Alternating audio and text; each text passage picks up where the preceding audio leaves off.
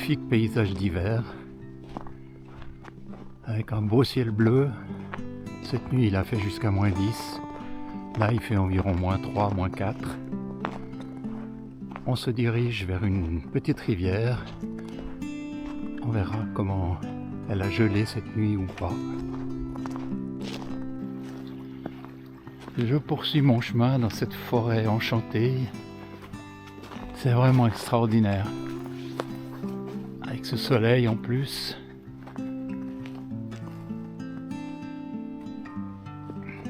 Et dire que demain ils annoncent la pluie.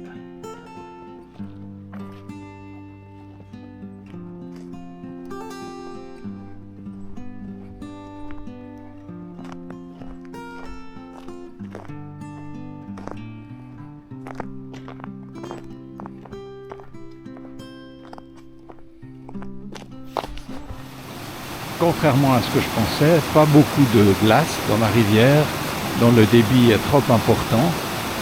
On va quand même essayer de prendre une ou deux photos ici.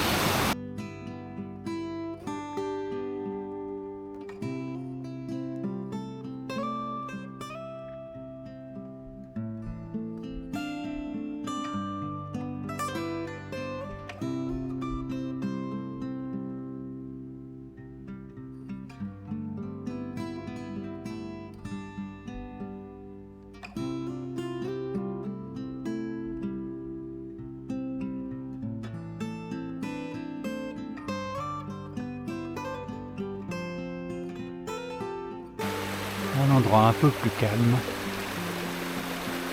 avec un affluent du Talent,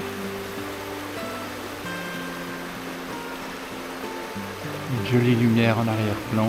On va voir ce qu'on arrive à faire ici.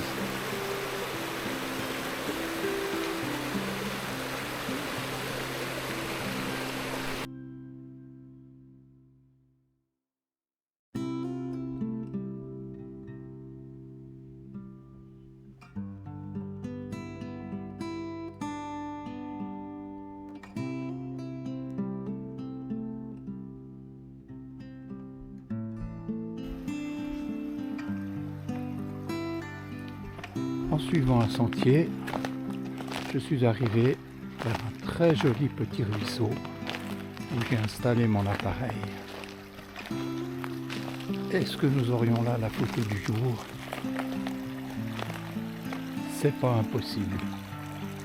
Nous verrons cela de retour à la maison.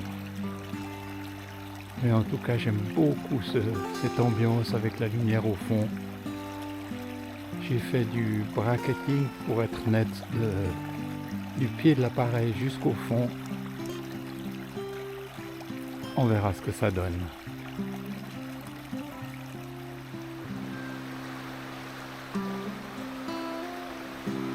Je vais maintenant me faufiler le long de la rivière pour retourner jusqu'à la petite chute que nous avons vue tout à l'heure. La lumière est vraiment magnifique.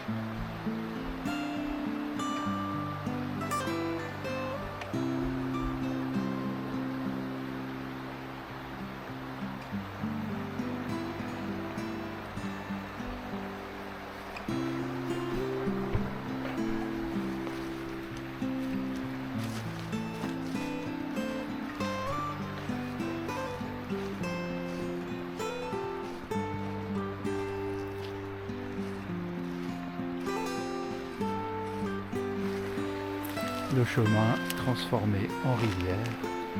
On va quand même se faufiler là-dedans.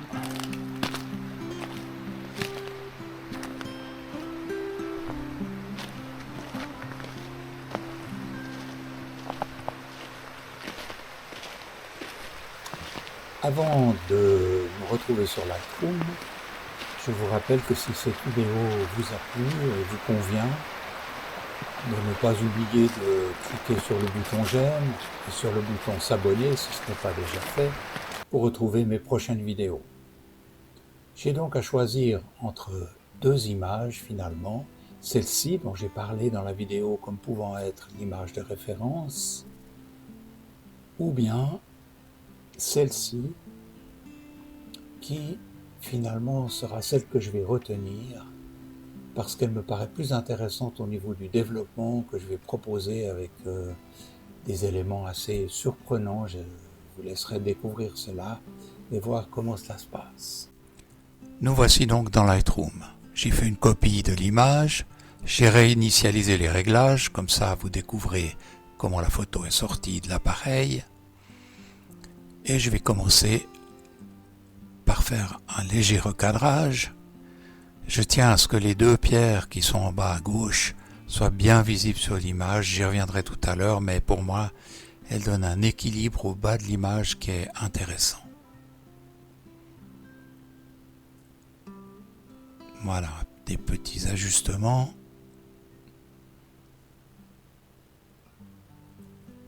Et puis, on va en rester là. Maintenant, je fais les réglages de base, en commençant par monter l'exposition. J'avais évidemment sous-exposé l'image, comme vous avez pu le voir, pour éviter de brûler les hautes lumières, notamment dans le fond ou sur l'eau dans la chute. Dans ces situations de paysage avec de la neige, c'est souvent difficile de trouver un bon équilibre. De la même manière, là, je rends l'image un tout petit peu plus chaude. Souvent, on a trop de bleu dans ces images pleines de neige. J'aurai aussi une correction que je ferai tout à l'heure. Je diminue les hautes lumières, je monte les ombres, je monte les blancs autant que je peux, sans les cramer. Et puis je descends un tout petit peu les noirs pour ajouter un peu de contraste.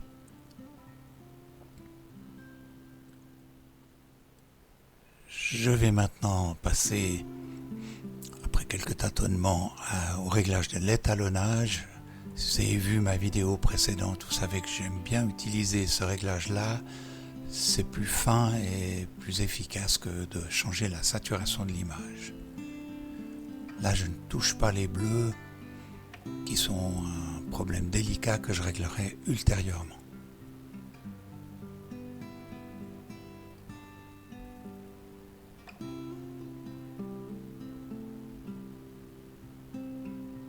Nous allons maintenant passer au réglage des masques. Je vais faire un premier masque sur le fond. C'est un dégradé radial. Il y avait là-bas dans le fond des bois un peu de soleil qui éclairait les arbres et la neige, donc il me faut là, pour rendre cet effet-là, un peu plus de chaleur, ce que je fais avec ce réglage, avec le réglage de ce masque. Je vais ensuite utiliser un pinceau pour régler les blancs sur la rivière. On va faire autant qu'on peut augmenter les blancs. Évidemment, il va falloir ajuster tout cela parce qu'il y a des moments, comme on vient de voir là où je suis passé, où à force d'augmenter les blancs, on les crame complètement et on perd toute information, ce qui n'est pas le but de l'exercice. On va faire apparaître tout ça tout à l'heure. Voilà. J'aime assez l'idée de garder aussi cette partie en bas à droite qui n'est pas touchée par le réglage. Par contre, on voit ici que j'ai été trop fort sur les blancs. Donc je diminue un peu les blancs, mais j'aimerais pouvoir les laisser un peu plus haut. Donc ce que je vais faire, je vais jouer sur les hautes lumières, en baissant un peu les hautes lumières, et puis je vais remonter les blancs.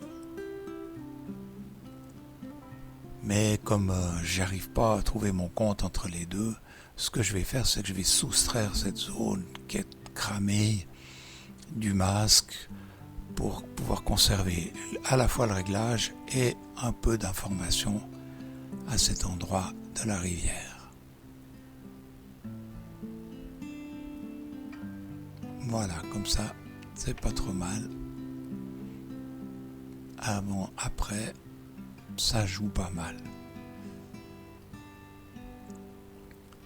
Ce sont tous des réglages qui sont délicats et qu'il faut, sont jamais définitifs, il faut y revenir au fur et à mesure. Voilà, je corrige un tout petit peu le niveau de mon image. Je reviens dans les masques.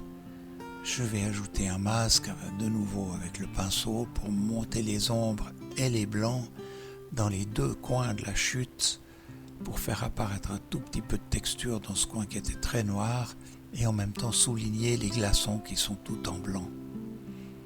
Et je fais la même chose de l'autre côté pour équilibrer un peu l'image.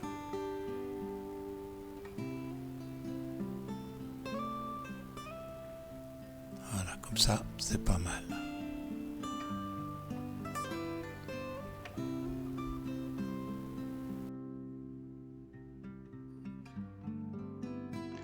Voilà, je reviens dans les masques, je crée un masque ici à droite sur la neige. Il y avait déjà un petit rayon de soleil, donc une zone un peu plus chaleureuse et j'accentue un tout petit peu cela. Ça correspond presque à la réalité. Et puis maintenant j'ai cet arbre, ce tronc au plein milieu de l'image et je vais essayer de l'enlever pour voir ce que ça donne. C'est là que mon traitement de l'image est un peu particulier, on dira. Vous me direz en commentaire ce que vous en pensez. J'ai essayé de le faire avec la correction automatique, mais ça n'a pas fonctionné. Donc j'utilise la correction par copie. Je vais chercher un peu à côté pour être le plus proche dans les couleurs, dans les structures. Comme ça, c'est pas trop mal. On va passer à 100% pour voir un petit peu ce que ça donne et affiner un petit peu le lieu de la copie.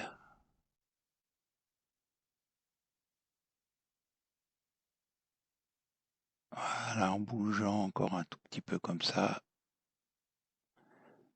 c'est pas mal de libérer le tronc fond au milieu.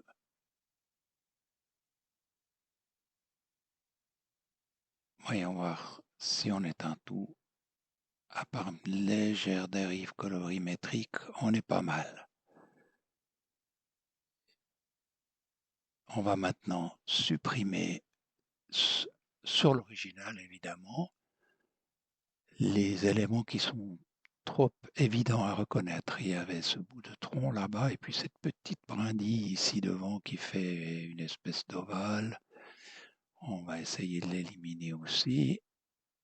Voilà, comme ça. Il faut chercher tout près pour garder les mêmes structures, la même netteté, les mêmes éclairages. Là, c'est tant. Là, ça va pas tant.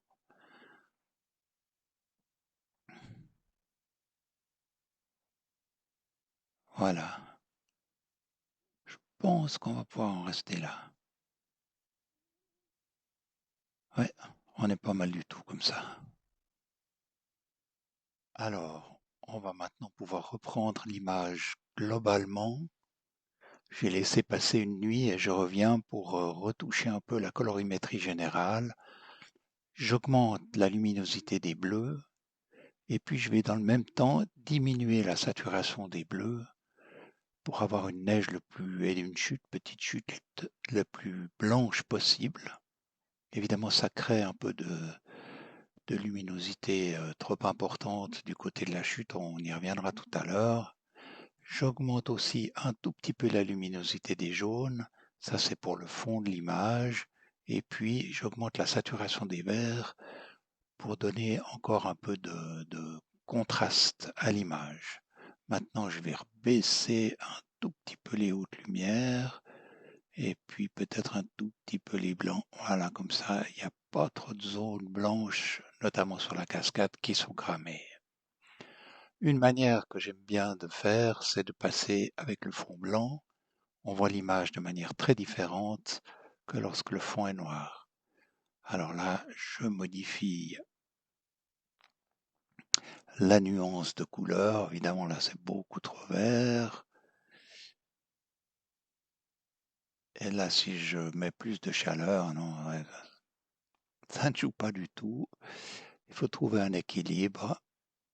Et ici, comme ça me paraît pas trop mal, mais les verts sont trop verts là.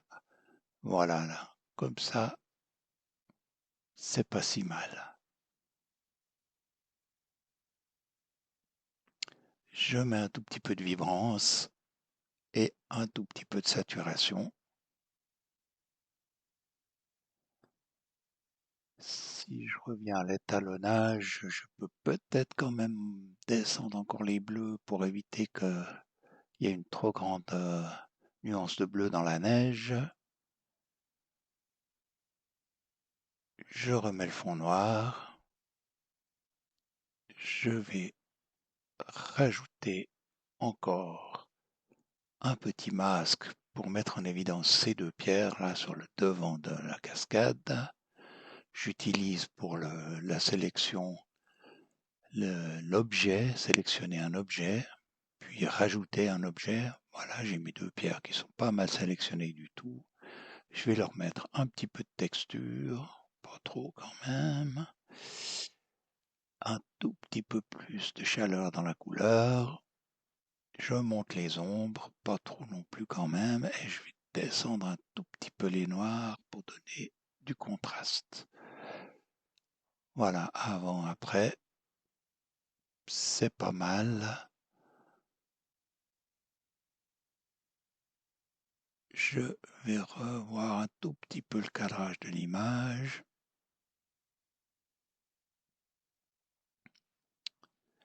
Voilà. Je repasse en blanc pour vérifier de nouveau que ça joue. Ça permet de mieux voir les couleurs, une fois en noir, une fois en blanc.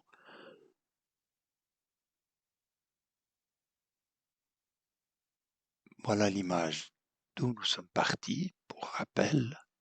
Et puis, voilà l'image où nous arrivons. Si cette vidéo vous a intéressé, n'oubliez pas de cliquer sur le bon vieux pouce en haut.